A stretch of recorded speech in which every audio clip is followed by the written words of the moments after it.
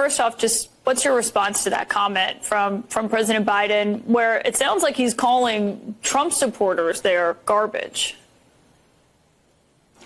Yeah, look, I had not heard that until now, Caitlin, so I'm kind of giving you my fresh reaction to it. I would never insult the good people of Pennsylvania or any Americans, even if they chose to support a candidate that I didn't. Yeah, so I actually have three thoughts. First of all is the obvious, that the Democrats are now forced to confront this. To Blake's point, it's a little surprising that CNN went so full tilt into this, and they did this for hours last night, which, you know, kudos, I suppose. Secondly, Charlie, when you have a weak presidential campaign or a weak campaign in general, your partisans, your spokespeople, your surrogates, they're never going to bail on you out in the open.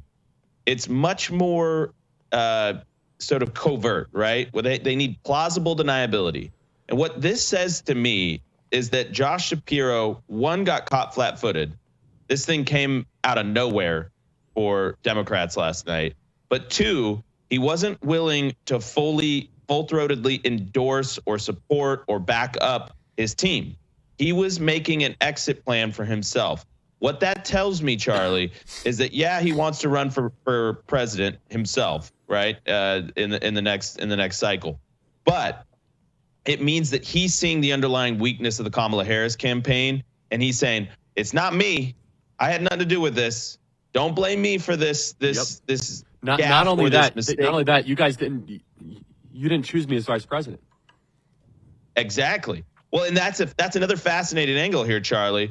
I mean, a lot of people are looking at this saying I think Vivek posted something like this, but he's not the only one, that this is like, this is the October surprise in a really organic way that Democrats really didn't see coming. And it's actually because Joe Biden is secretly trying to sabotage the Harris-Walz campaign. And we've seen indications of this in the past because he. So, yeah, well, let me make a case for it, though. Maybe, please, go ahead. I am an open jury. I'm going to be more Blake on this, but go ahead. No, listen, I do not think that that Joe Biden likes Donald Trump. I don't think that. But what I do see here is there has been a constant series of counter programming that has happened. What that tells me is he's bitter. That tells me that the left hand doesn't know what the right hand is doing. And why don't they know what the left and right hands are doing? Because they're not communicating. The Harris-Walz campaign wants to put him out to pasture. They want him gone, but he refuses to be gone because he's still the sitting president of the United States. And so he's bitter about being put on the JV team. He's bitter about not being the front of the ticket, top of the ticket. So there is a lot of mixed emotions, I think it's fair to say. And whether it's intentional or not, the ending result is that he's sabotaging them because he refused to do as he's told.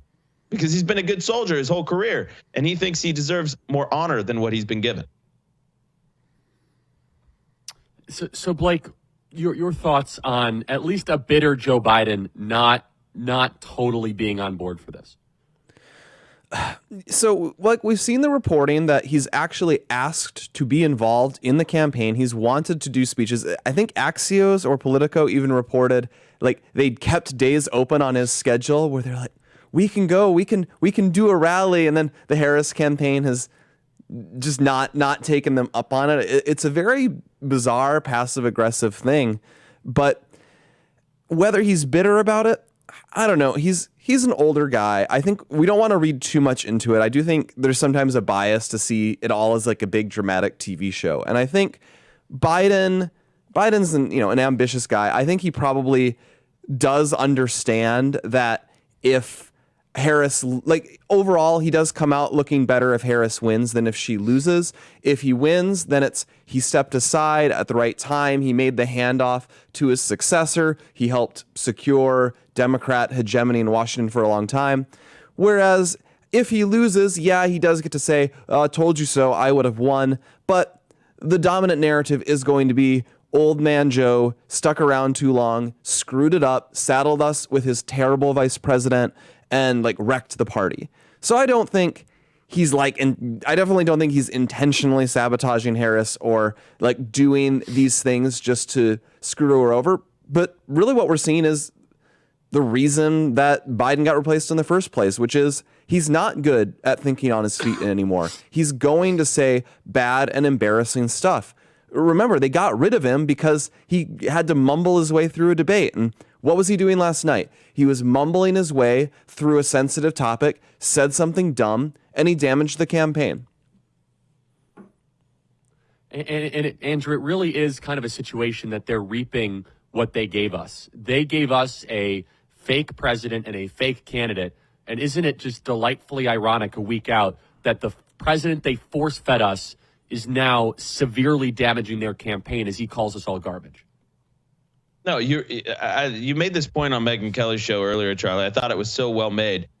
They had this coming. They deserve every ounce of this. Why? Because they basically ousted the sitting president, mid-cycle, and replaced him with Kamala Harris, who didn't receive a single primary vote. As a matter of fact, she is a historically bad primary candidate herself who couldn't even make it past 2019 when she ran against Joe Biden. Joe Biden himself, if you go back even further, stayed in his basement, and they basically used fear-mongering, COVID, mass mail-in ballots, lacked signature verifications, and so much more. $400 million to the Center for Tech and Civic Life, or whatever that Zuckerberg funded group was, Tech and Civic Life. They forced this person on the United States population. It's 100% true. Meanwhile, you have Donald Trump, who's been going through the gauntlet for 9 years, has faced down 18 other candidates on the stage, with him in 2015, 2016, had to get through actually another rough primary season against DeSantis and some others this time around, tried, tested, and proven true, come out the other side, way more disciplined, way more battle tested. And, to your point, Charlie, they just simply had it coming. And now they got caught flat-footed, and they don't know what to say, and their surrogates are all in disarray. CNN's throwing them under the bus. It's a comeuppance that is very delightful. Absolutely. Let's play another piece of tape here. Let's go to Kamala Harris trying to spin her way out of it. Let's play cut 51. Type of leader I intend to be. Have you spoken to President Biden since his comment last night about garbage? Listen, I think that, first of all, he clarified his comments, but let me be clear. I strongly disagree with any criticism of people based on who they vote for. You heard my speech last night and continuously throughout my career. I believe that the work that I do is about representing all the people, whether they support me or not. And as President of the United States, I will be a president for all Americans, whether you vote for me or not. That is my responsibility, and that's the kind of work that I've done my entire career, and I take it very seriously. Blake, I mean, this is just pure propaganda at this point. Yeah, I'm looking at this Washington Post headline that Andrew shared. White House Trump campaign clash 62. over whether Biden called Trump supporters garbage. Okay, you can say Biden had to walk it back. You could say whether he, maybe misspoke, but he literally did say Trump supporters are garbage. He didn't stutter through it. It's galling. And I think it's great because, the Washington Post is in meltdown because Jeff Bezos said that they're not allowed to endorse Kamala and they're freaking out, and he can't clean house there soon enough. It feels weird to say that I love Jeff Bezos right now, but I hope he blows up the Washington Post for this sort of thing. But it's entertaining how much like, I guess, with forcing Biden out in the first place, that you're seeing such different reactions from the press, where you have some people scrambling to the usual line of do, full covering fire for whatever the Democrats have done. And then you also have the people breaking ranks who are saying, I'm not going to be the one stuck on, this sinking ship. I'm going to get in the lifeboat and be ready for 2028, be ready for pointing the fingers. I'm going to be the one who can credibly say, oh, I warned that this was all going to go bad. They should have taken my advice. And I think it's good that we're seeing that. It's a reason to be optimistic for the race with 1 week to go, 6 days to go.